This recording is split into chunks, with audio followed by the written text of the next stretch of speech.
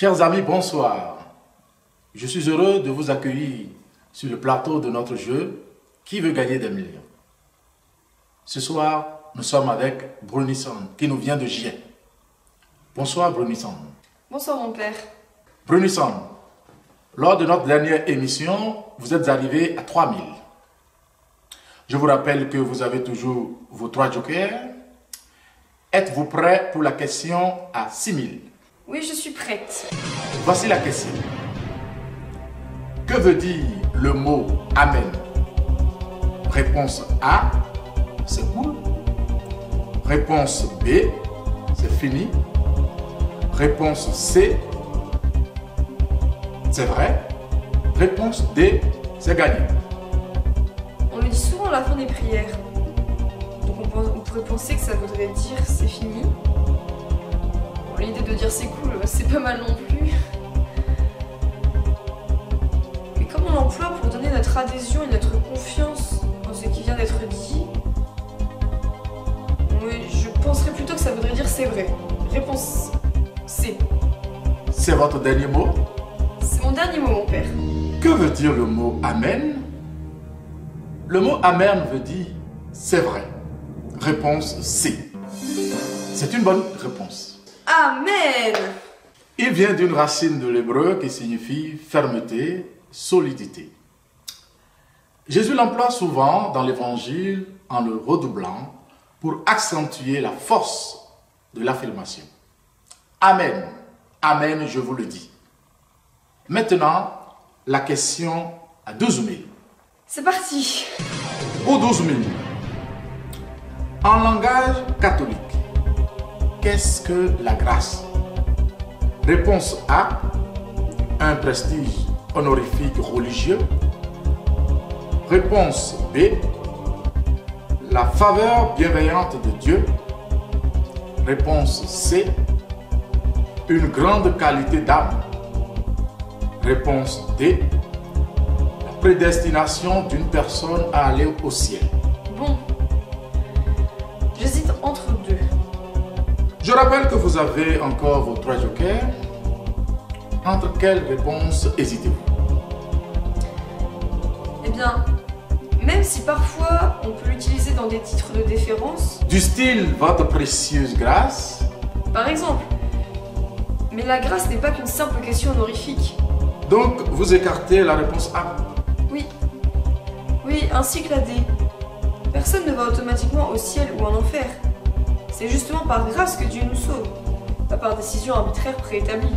Et donc il vous reste à choisir entre la réponse B et C. Vous pourrez peut-être faire appel au joker 50-50 qui retire 2 mauvaises réponses. Certes, mais si ça enlève la A et la D, je ne saurais pas avancer. C'est le risque. Bon, il vous reste à choisir entre une faveur bienveillante de Dieu et une grande qualité d'âme. Qu'est-ce qui vous fait hésiter? Eh bien, dans la prière du Je vous salue Marie, on dit que Marie est pleine de grâce. Or, on ne peut disconvenir de sa grandeur d'âme. En effet, mais est-ce cela la grâce de Marie?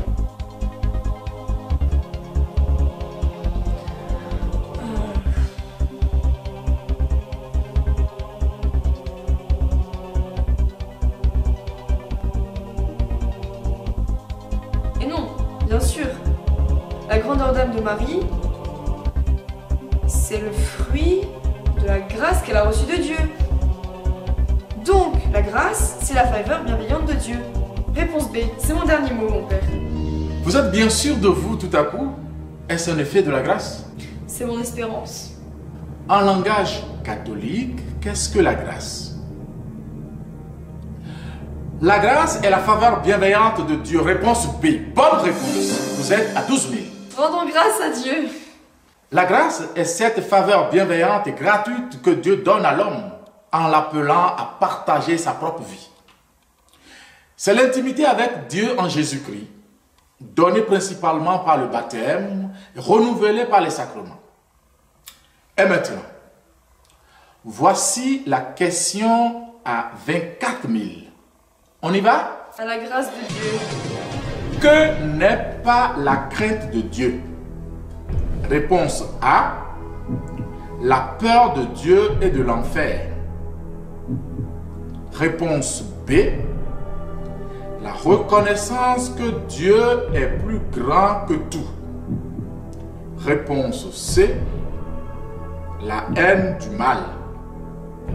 Réponse D, un don de l'esprit. C'est pas simple comme question. Alors, je sais que la crainte de Dieu, c'est un des 7 dons de l'Esprit Saint. Je l'ai reçu à ma confirmation. Bon, donc ça éliminerait la réponse D. Reconnaître que Dieu est plus grand que tout, ça peut rendre compte de la crainte à avoir face à lui. Nous sommes petits et lui est grand. Alors, cela voudrait dire que nous avons à avoir peur de lui? Pas forcément. Parce qu'il est plus grand que nous, particulièrement dans l'amour. Donc, craindre Dieu, ce n'est pas forcément avoir peur de lui. Vous pencherez donc pour la réponse A? Plutôt. Mais la haine du mal, ça me rend perplexe. La crainte de Dieu, c'est la haine du mal.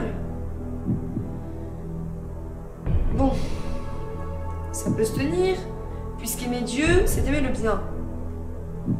Mais je ne vois pas le lien direct. Mais en même temps, si je me rappelle bien, Saint Augustin a dit: c'est autre chose de craindre Dieu par peur qu'il ne t'envoie en enfer, et c'est autre chose de craindre Dieu par peur qu'il ne se retire de toi. Cette crainte par laquelle tu crains l'enfer ne vient pas de l'amour de Dieu, mais de la crainte du châtiment. Ou quelque chose du genre, à peu près. Vous êtes capable de citer Saint Augustin à peu près dans le texte comme ça? Eh, je suis du Génois Puisébéry. Certes. Et donc, votre réponse? Eh bien, la crainte de Dieu, ce n'est pas la peur de Dieu et de l'enfer, puisque ça c'est la peur du jugement et du châtiment. Or, Jésus n'est pas venu dans le monde pour le juger, mais pour le sauver. Donc réponse A. C'est votre dernier mot? C'est mon dernier mot, mon père. Que n'est pas la crainte de Dieu? Vous venez de me citer l'évangile de Jean. Mais vous ne semblez pas connaître aussi bien l'Ancien Testament. Pourquoi? Ce n'est pas la bonne réponse? Le livre des prophètes donne une définition de la crainte de Dieu. C'est pas la réponse A? Dans le livre des Proverbes, il est écrit: la crainte du Seigneur, c'est la haine du mal. Donc, la crainte de Dieu, ce n'est pas la peur de Dieu et de l'enfer. Donc, c'est la réponse A. C'est la bonne réponse. Oh maman, j'ai eu peur. Mais pas de Dieu. Ah bah non. Bien, Brunisson, vous êtes arrivé à 24 000. Si vous répondez à la prochaine question, vous atteignez le palier des 48 000. Si vous vous trompez, retombez à 1500. Êtes-vous prêts? Sans peur et avec cœur. Eh bien, justement, pour 48 000, en langage théologique, que désigne habituellement le cœur de l'homme? Réponse A, le siège des sentiments. Réponse B, le muscle de la vie. Réponse C, le siège de la volonté. Réponse D, l'organe de la vue. Toutes les réponses sont possibles, à part l'organe de la vue. Pourtant, on dit qu'on ne voit bien qu'avec le cœur. Oui, enfin, ça c'est du Saint-Exupéry, pas la Bible. Mais ça pourrait être ça. Bon, je pense que je vais utiliser mon joker appel à un ami. Qui allez-vous appeler? Je pense que je vais appeler Jacques. Très bien. Qui est Jacques? L'évêque d'Orléans. Ah, vous le connaissez bien? C'est lui qui m'a confirmé. Et vous pensez qu'il saura la réponse? Il y a de bonnes chances. Très bien. Alors, appelons l'évêque d'Orléans. Ça sonne. Bonsoir, monseigneur. Je suis avec Brunisson qui a besoin de votre aide pour la question à 48 000. Attention, vous avez 30 secondes. Êtes-vous prêt à l'aider? Très bien, très bien. Brunisson vous dit la question. Bonsoir, monseigneur. Alors, voici la question. En langage théologique, que désigne habituellement le cœur de l'homme? Réponse A, le siège des sentiments. Réponse B, le muscle de la vie. Réponse C, le siège de la volonté. Réponse D, l'organe de la vue.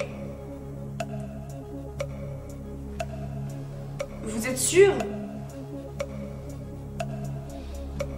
Très bien, très bien. Merci beaucoup, monseigneur. Les 30 secondes sont écoulées. Est-ce que ce que vous a dit l'évêque va vous aider? Oui, je pense que je vais dire la réponse C, le siège de la volonté. C'est votre dernier mot? C'est mon dernier mot, mon père. En langage théologique, que désigne habituellement le cœur de l'homme? C'est le siège de la volonté. Réponse C. C'est une très bonne réponse.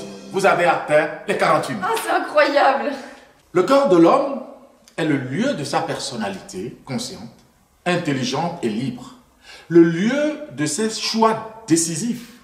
Dans l'Ancien comme dans le Nouveau Testament, le cœur est le centre de l'être, là où l'homme s'ouvre ou se ferme à Dieu. Ah!